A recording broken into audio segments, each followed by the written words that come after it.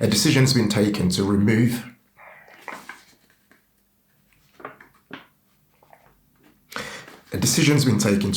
you from the United Kingdom. Hey guys, today I want to do something slightly different and make a video on how to deal with feeling lost in life. We posted something on our communities tab here on YouTube, just gaining the mood for our community. And we asked you guys how you were feeling in life. And about 23% said you were feeling lost in life. So I thought, you know what? I'm going to make this video today and be super candid, because in my own life, I felt lost so many times, and not many people talk about this topic of how they actually dealt with feeling lost in life. So I wanted to just unpack it today by looking across my life over the last 20 years. And I've picked out 3 examples, and for each of those 3 examples, and we're gonna get really real, I'm then gonna share what the problem was, like why did I feel lost in my life and how did I move on from that particular situation. I'm going to be super candid on this video, so just kind of warning you, I'm going to keep it really, really real.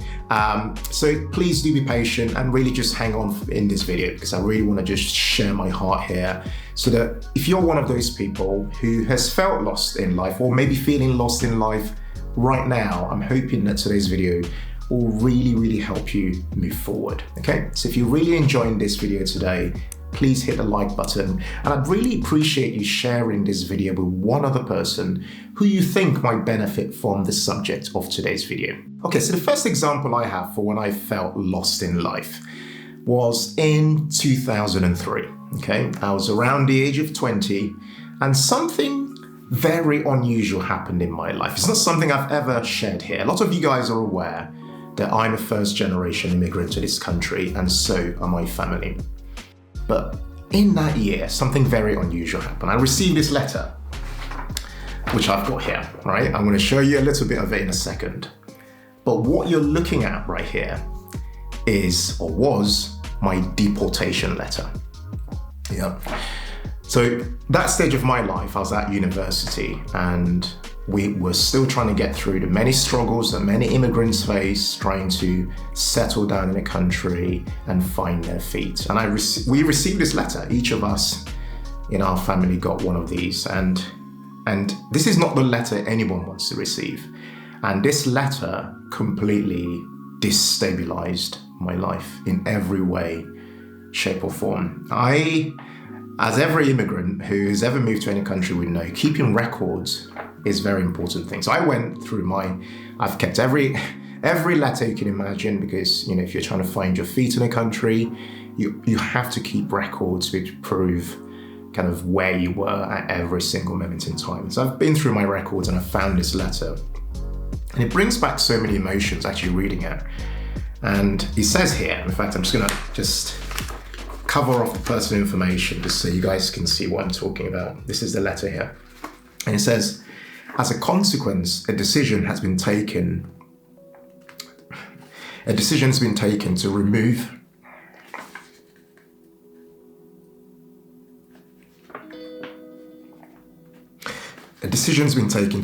you from the United Kingdom. You can make an appeal if you want. And hang on, sorry. I'm not going to edit this bit out of the video because I just think it's so important. I went and looked at my records and found my handwritten appeal that I'd been planning with my family members. And in this appeal, I'm saying here, I'm 20 years old.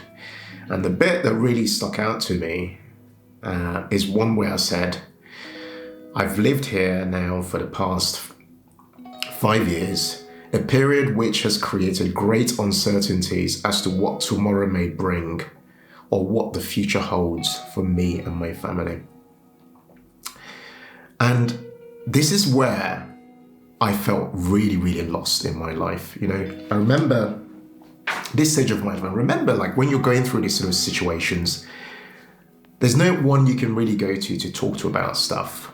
There's no, this is not stuff that, and anyone who's going through any form of claim for trying to kind of regularize their stay in a country will tell you this. Like, there's no one you speak to about stuff. And me, at the time of my life, going through university, I had no one to speak to about this stuff. And I just felt really lost. I remember feeling really, really just angry with life, I just felt like, why is life so difficult for some people? Like, why am I the person? Like, I feel like I can actually make it in life, but why am I stuck in this situation where, given the rules, the administrative situations we were in back then, I can't do anything, I can't go and, I can't obviously claim benefits. I can't do anything that people normally do. And I just struggled with, why is it that now, in this worst case scenario, we're getting this letter? And life carried on in that we started to fight it, and all kinds of things started to happen with us going to court and stuff like that. But that was actually a turning point in my personal life, because as someone who's in a second year of university, trying to make it, for me, I saw that degree as my way out. I saw it as, if only I could finish this degree, imagine what the future would hold. But at the same time, I had this fear, because I'm thinking, if I'm being asked to leave the country, what point is there to this education? So this is where I really felt lost. Should I carry on with my education? Should I keep going? Or should I just retreat and just say, okay, this is it. There's no point, I'm gonna be kicked out anyway, whatever. So in terms of how I got out of this situation, and by that I mean carried on through this point of feeling lost and actually getting through university, how I got through it was that I really had to decide, I had to face up to the problem and say, we're in this thing, and there's certain things I can control in my life, and there's certain things I can't control. One of the things I can't control is what the courts are gonna say, what the powers that be are gonna say, but one thing I can control is this university education. And one core belief I have today, and I had it back then, is this belief that the future is going to be brighter for me. I really believe that, I might not have many things going on for me as at that time, but the future held something really powerful. And if I could only focus on concentrating on this degree and getting to the end, then who knows, this thing might become the thing that might open doors, So I had to almost look at almost a, as I hate to say it, a pros and cons situation. If I carried on and did well in this degree, it might then open doors into the future that I can't even begin to estimate how much beneficial it could be. But if I then retreated and did nothing might happen in my life. Life might just spiral out of control. So this was a big part of what helped me move forward, almost looking at it as logically as I could in the midst of all the challenges that I couldn't even talk to any of my friends about. As it turned out, I carried on, and 2 years after this letter was delivered to us, I graduated with a first-class degree, and that really became the beginnings of a new life for me, a career. I didn't know what a career meant. This was the beginning of the life, or some of the life that you guys might know about today. The other thing that really helped me in this time was having family members. Some of you would know that I've had my siblings on this channel. I've had my brother, my sisters. Actually, one of my other sisters is still due to come on this channel. And I might even interview my parents one day. But the other thing that really helped me in this time in dealing with this feeling of being lost was having close family unit, which is why I'm so close to my family members today, because we were all going through this situation together, but we could not speak to other people about it. On the outside world, we look like anybody else. We look like anyone you might see on the street just getting by, but we were deeply suffering. But having each other together, going through this together, really, really helps. If you're somebody who's feeling really lost right now in your life, I'd say take a much closer look at those people you have around you, people who you feel you trust, who you can go to and talk about life without being judged. And for me, it was my family, and it's what helped me even till today. I still rely a lot on my family, and of course that family unit has expanded with me getting married and starting my own family and so on. All right, so now we've got past that really emotional session there. The second time I felt really, really lost in my life was when I got what seemed like a dream job, a really senior finance role where I was going to be getting paid a lot of money. And I got the job, but the job, once I'd started it, had been missold to me. The reality of the job was that I was reporting to two people based internationally. And in my London office, I felt very alone. I felt lost, really. I would go out for my lunch breaks and I would just sit out there. And I don't know if you've ever had this. You sit out there and just cast your gaze. You look at everybody just looking like they're enjoying themselves, and you're looking at yourself thinking to yourself, how did I get myself into this situation? The job was not what I expected. My colleagues, who I really disliked, there's a very massive backstabbing culture, massive blame culture in this company.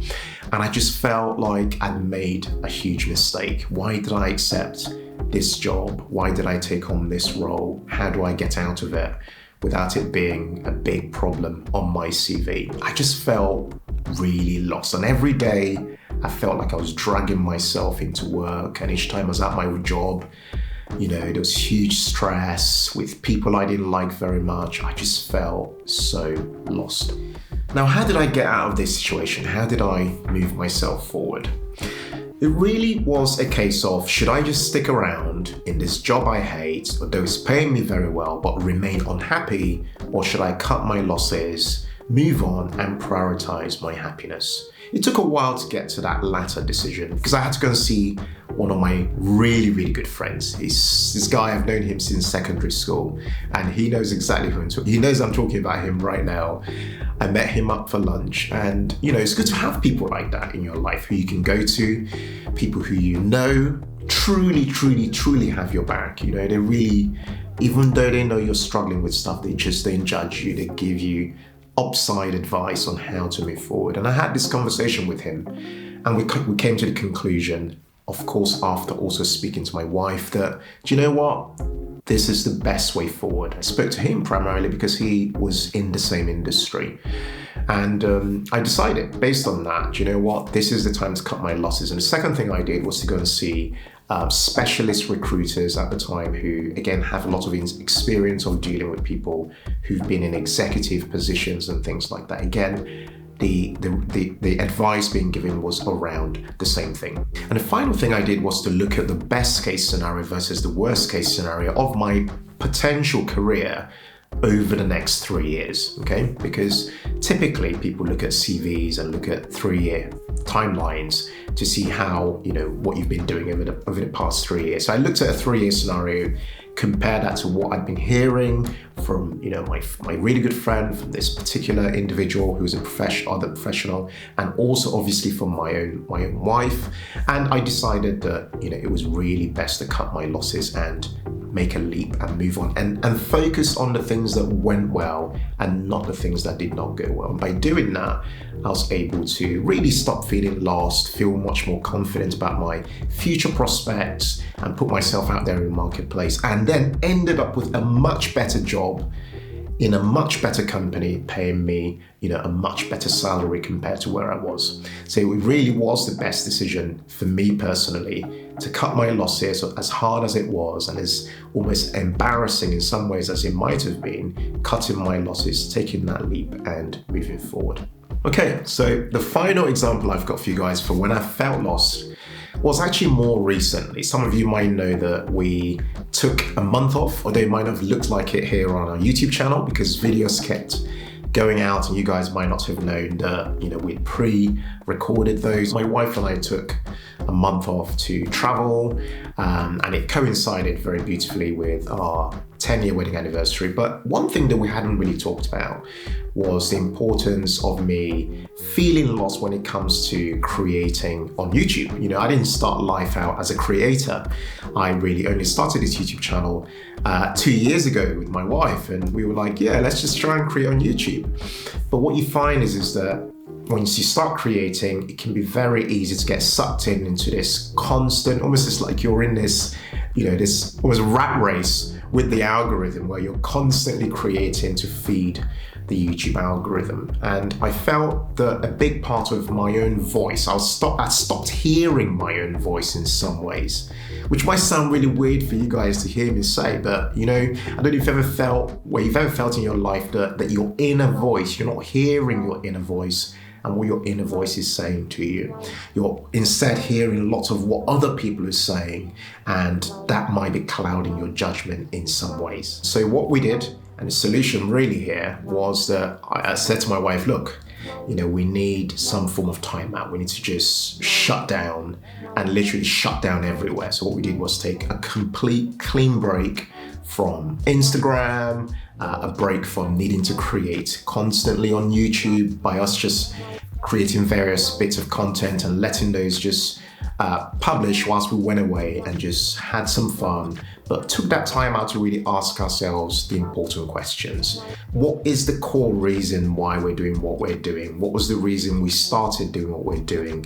Where are we today? And what do we need to tweak in our lives right now to get back to that place we started at, what we truly at the core wanted to try and achieve. And that's really helped me in so many ways gain clarity. It's just helped me really come back to this place where I'm creating again, but creating with so much more intention, but without the need to constantly hear what other people are doing or be distracted by what other people are doing, but really focus on the core why we kind of started out on this journey and look into the future with so much more positivity.